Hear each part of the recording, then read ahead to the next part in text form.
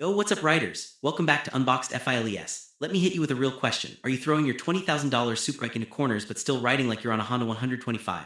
If you're just turning the handlebars and keeping your body straight up, you're making a huge mistake. This isn't just about looking cool, riding like that can get you seriously hurt. Today, I'm breaking down how to ride Superbikes the right way. We'll cover the three biggest mistakes new riders make and how the pros lean, move their bodies, and survive those crazy corners. If you own an R1 GSXR, CBR, or Ninja, stick around. This could literally save your life. Let's get started.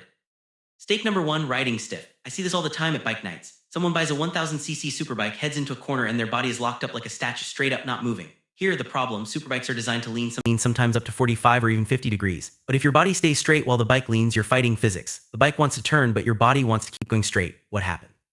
Run wide, panic, grab the brakes, and end up crashing. Here's a pro tip: your body and the bike have to move together. Think of it like dancing. You lean with the bike, not against it. When you go right, your head, shoulders, and butt all go right. When you go left, everything goes left. This is called body positioning, and it's the difference between looking cool and actually being fast.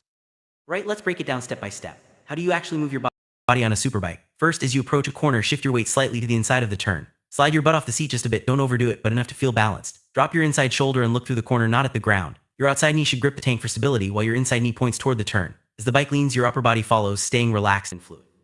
This way, you're working with the bike, not against it. Remember, your body and the bike are a team. If you stay stiff, you'll fight the bike and risk crashing. But if you move together, you'll feel more control, more confidence, and a lot more speed. Practice this every ride and you'll see the difference.